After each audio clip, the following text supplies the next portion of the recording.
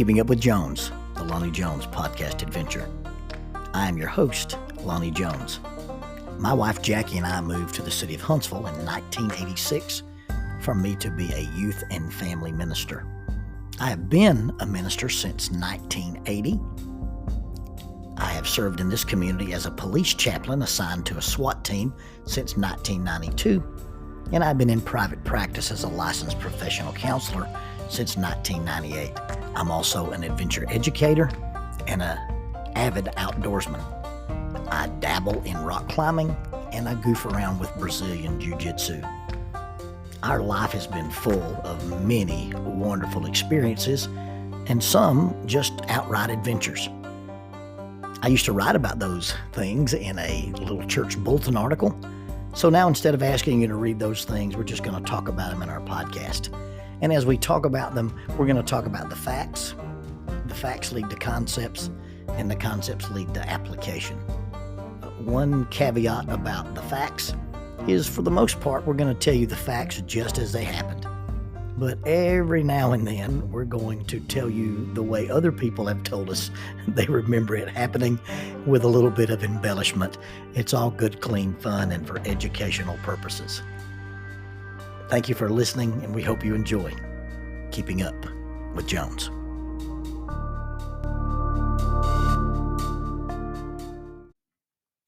Faulkner University announces a 60% tuition discount for members of the Church of Christ. Now, there are some guidelines. This 60% tuition reduction is applicable to adult undergraduate Bible degrees or graduate Bible degrees from the Curley Graduate School of Theology in the VP Black College of Biblical Studies. You must satisfy all admission requirements and maintain satisfactory academic progress. You must remain continuously enrolled, including summers, until the completion of the degree. You must provide a letter from an elder or minister, preferably on church letterhead, verifying that you're an active member of a Church of Christ congregation prior to your initial enrollment. This offer applies to adult undergraduate degrees such as biblical studies, youth and family ministry tracks, and it also includes graduate degrees. And those are the Master of Arts in Biblical Studies, the Master of Arts in Family Life Ministry, or a Master of Theology, and it also applies to the PhD in Biblical Studies. For undergraduate inquiries, please contact Adult Enrollment, 334-386-7140, 334-386-7140, or Adult Enrollment at Faulkner edu.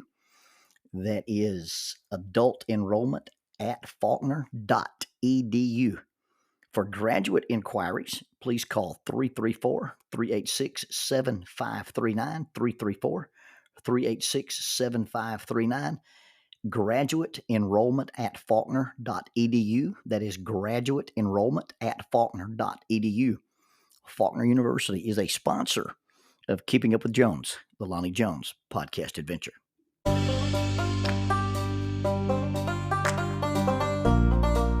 TKM Incorporated in Moss, Tennessee is a construction company that specializes in erosion control, seeding, and soil, hydroseeding, hydromulch, minor excavation, and silt fence.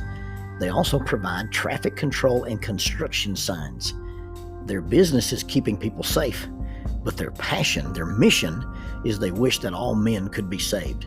TKM has adopted the nickname the King's Men because as they serve you, they also serve the King. If they could provide any of their services for you, please contact them at 931-243-3958. That is 931-243-3958. Or you can contact them on the net at tkminc2001 at twlakes.net. That is tkminc2001 at twlakes.net. TKM Incorporated is a sponsor of Keeping Up with Jones, the Lonnie Jones podcast adventure.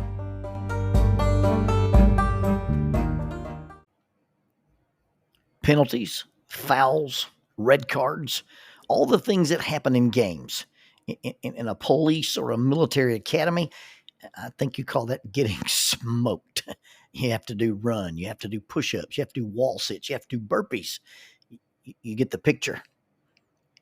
In sports, you get a free shot. You lose possession of the ball. Somebody gets to attempt a shot at the goal. You get a penalty kick, or the offender sits in the penalty box.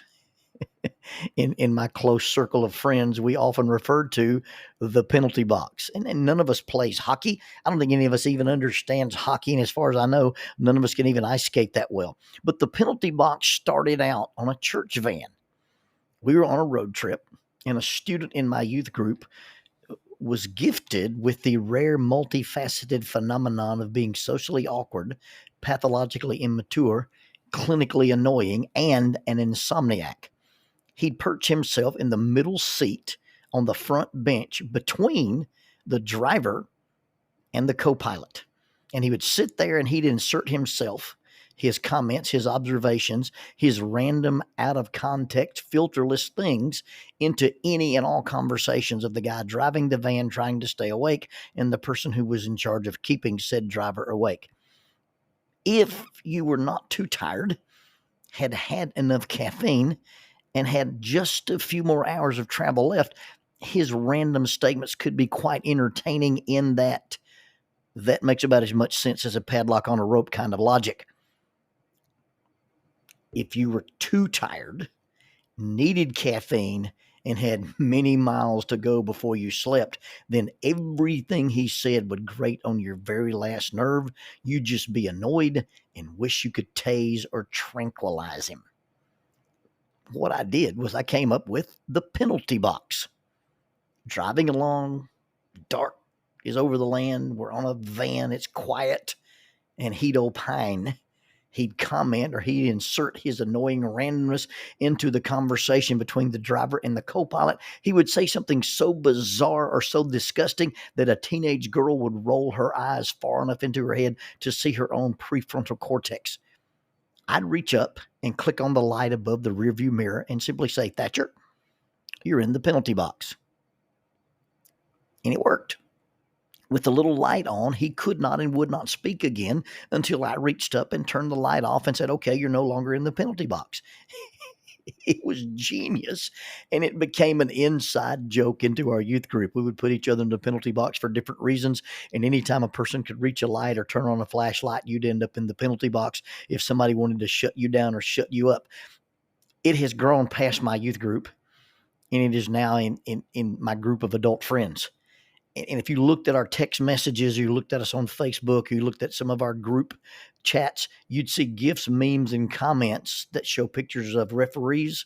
You saw references to the penalty box. You see referees throwing penalty flags. You see all kinds of things being thrown regarding statements that we made or in response to the statements of others. We have the official penalty box that we put each other in. A challenge course was different. In a typical challenge course day, you'd have 3 levels of activities. You'd start out on the ground playing what we call initiative games, and these were games designed to get group interaction and look at some phenomenon that takes place in communication and conflict and problem solving. And then you move to the low elements, and the low elements were things that were low, below 8 feet. You didn't require a rope or a harness or any kind of thing to keep you safe. And then there were high elements. Now, when you talk about ropes courses, my professional sensitivities always bristle at people who refer to high ropes. I'm high rope certified. I'm a high ropes guy. I'm a high rope. They're high elements. It's similar to people who say jits rather than jujitsu. It's not technically wrong like magazines versus clips, but it makes you just want to look at them and say, were you raised by wolves? But in the low elements, these were activities where the group had to solve a problem, and there were always a certain set of parameters. Can you get your group from point A to point B and use only the tools, resources, or structures that we've provided? Can you get your group over this obstacle, through this obstacle, or out of this enclosure and not touch the web, the string, the boards, the floor, the pretend water, the pretend swamp, the lava, or the deadly poison peanut butter? To make matters worse, If you did end up touching the floor, the lava, the string, the web, the deadly poison peanut butter, then something would happen to your group. We warn the group that if you break the rules, if you do something you're not supposed to do in a way you're not supposed to do it, you end up getting strange and wonderful things. And we developed a kit. We developed a bag that our instructors carried around. We start the ropes course day, and we start to separate between people, and you'd say, okay, instructors, everybody got your bag of strange and wonderfuls. We carried these little kits around. Sometimes they had blindfolds in them. Sometimes they had objects that you had to keep between your knees. Sometimes you had just cards that you pull out, and they were going to be your penalties. A team trying to cross a 3-inch cable and not fall off and touch the deadly poison peanut butter, or fall into the toxic, noxious swamp. A team trying to balance on this cable might end up with one person having to be connected to another person by means of holding both ends of a bandana. One person might have to wear a blindfold. Another person might have to keep their legs together and only hop. One person might be told you can't talk to your team unless you communicate with them only by asking open-ended questions. You might take the strongest person and pair them permanently with the weakest person. You might take the fastest, most athletic person and assign them to be the permanent partner of the slowest, least athletic person. You might say, because you've done this, everybody at the front has to go to the back, and everybody at the back has to go to the front. Depending on the group that you were working with and what their difficulties were, and sometimes depending on your mood, you would assign these things. I can remember with one group, I made them talk in a cheesy French accent. Now, I've got a passion for cheesy French accents, basically because of the Pink Panther movies, and most recently probably because I heard my daughter listen to the Ricky Bobby movie. We had a group of guys. We had some international folks on one of our courses one day, and I hadn't really talked to everybody, and we were doing the spider web problem. And this guy opened up, and he's making the observation that they had 17 people and there were only 16 holes in the spider web. And this guy says, I do not think there are enough holes for us all to pass through. And I realized I had not assigned the cheesy French accent. He had a real French accent. This guy was from France, and he still had his accent. Oh, it was a wonderful day hearing this guy talk. We got to the top of the tower on the high elements. You left the high course by means of a zip line, and the protocol is the instructor would hook the guy in to the trolley, and then he looked down the course and make sure there was nobody in the zip path, and he would yell, is the zip line clear? And the people on the ground would yell, the zip line is clear. And then the person's supposed to yell, I'm zipping. And then the people on the ground would yell, zip on, and you'd fall off the tower and slide down the 300-foot zip line. And this guy with the accent is on the tower with me, and I get him hooked up, and he's kind of nervous. And I said, well, ask, is it clear? And he yells, is the zip line clear? And they yelled, zip line is clear. And he looked up at me and he said, and now what do I say? I said, you should say, Ricky Bobby, I'm coming for you. He said, what does this mean? I said, it means nothing, but you have to say it. And he screamed at the top of his lungs, Ricky Bobby, I come for you. And he falls off this tower and zips down the 300-foot zip line. And people are lying on the ground laughing at this guy. It's not my most proudest professional moment, but it was one of my most fun professional moments. The strange thing about strange and wonderful things is that at the end of an exercise, at the end of a low element exercise, the group would be talking to you about their experience, and they would say, you know, you tried to penalize us, but it actually helped us. And that's the wonderful thing about strange and wonderful things. At first, they felt like penalties. But in reality, in teaching my team of facilitators, we always made sure that the strange and wonderful things were never punitive, and they were never vindictive. They were actually never random. They were intentional. You have this bag of tricks. You have these strange and wonderful things. And you may make an overactive team member not be in the lead. You may make a guy with bad ideas learn to be quiet. You may make a person who talks too much listen. You may make them slow down, be more careful, be more supportive, listen more, be more cooperative, or get a group of people just to be more interdependent. You see, the strange and wonderful things help the team and help the individuals to be more successful, even though at first it felt like a hindrance, it felt like an obstacle, it felt like a burden. Now, I'm not trying to say that I believe or even think God actually assigns strange and wonderful things. I do believe that it's with His grace and His mercy and His power that He helps us learn to use them or see them differently. I don't believe God is this great facilitator manipulating the activity of human lives with penalties and prizes. I think if that's the case, you believe in moralistic therapeutic deism. Our learning to use our problems, our learning to respond to our burdens, circumstances, consequences, failures, abilities, disabilities, and view them maybe not even as assets, but learning to view them as different avenues to change the way we approach and do things. That's the difference in living victorious lives and seeing ourselves as victims. I think you've probably heard me say before that if you put a knot in a rope, the rope is not made stronger, it is made weaker.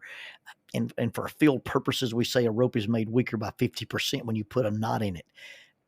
Yet a rope that doesn't bend, doesn't have a turn, doesn't have a loop, or doesn't have a bite in it, the things you do to a rope to form knots or hitches, if you don't do those things to a rope, that rope's not really functional. But every time you put a turn, a bend, or a twist into a rope, you're creating a vulnerable spot. But without knots, you can't use a rope very well. The very thing that makes a rope vulnerable also makes it functional. The strange things about us, or the things that we think make us strange, should not be seen from the standpoint of why did God do this to me? Why did God make me this way or cause this to me? But it should be looked at with wonder at the wonderful things we can do, not in spite of this difference, this strangeness, this uniqueness, but what can we do because of it? You see, the question we asked on the challenge course was, when you weren't allowed to use your arm, when you had to have a blindfold, when you had to stay connected to the other person or persons, when you got the strange and wonderful thing, what changed? And the answer was always, well, when that occurred, when that was given to us or taken from us, we had to learn to do. We had to do. We had to learn. We had to stop doing, or we had to do something in a different way, at a different pace. It made us be careful, thoughtful, intentional. It made us communicate. It made us slow down. It made us help others. It made us think of the needs of others. It actually helped us. And I don't know what it is, but there's this thing in your life. You may hate it. You may resent it. It may not just be inconvenient. It may be painful. It may be the thing you changed about you if you could change it, and it may not have a purpose, but it probably has a use. It probably wasn't given to you as any type of reward or any type of punishment. It is just part of being you.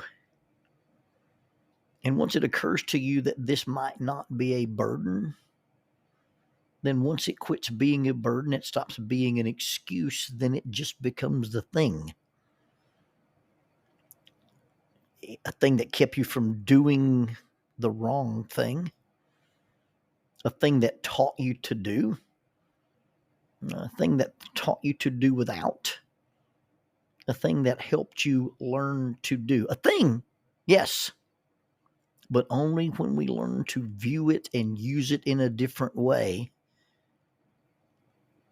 Maybe not even as a burden, but as a blessing. Only then does it quit being a thing that makes me strange, and it becomes a strange and wonderful thing.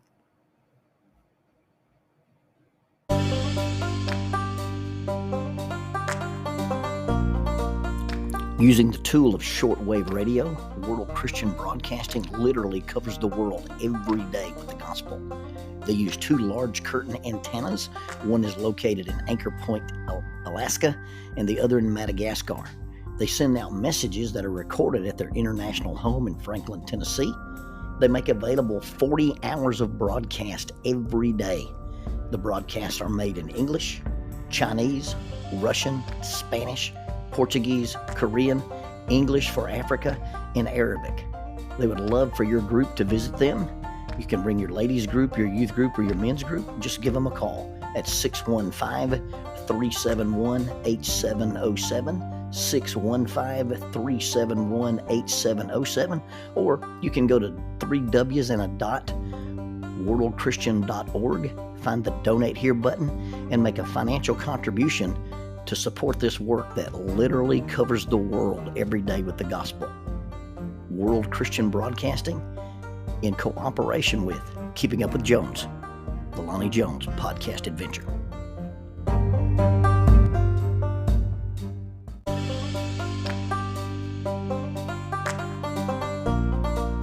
The mission of Heritage Christian University is simple. They aim to advance the churches of Christ by equipping servants through undergraduate and graduate programs. Heritage Christian University produces effective communicators of the gospel, focusing on evangelism and a commitment to Scripture. Heritage Christian University is accredited by the Association for Biblical Higher Education and offers the following degrees: Associate of Arts in Biblical Studies, Bachelor of Arts in Biblical Studies, Master of Arts, Master of Ministry, and Master of Divinity. Since 1968, Heritage Christian University, formerly International Bible College, has offered affordable degrees in biblical studies, allowing graduates to thrive in their ministries without the burden of loan debt after graduation. For more information about Heritage Christian University, visit www.hcu.edu. That's 3 W's and a dot. hcu.edu. Heritage Christian University is a sponsor of Keeping Up with Jones, the Lonnie Jones podcast adventure.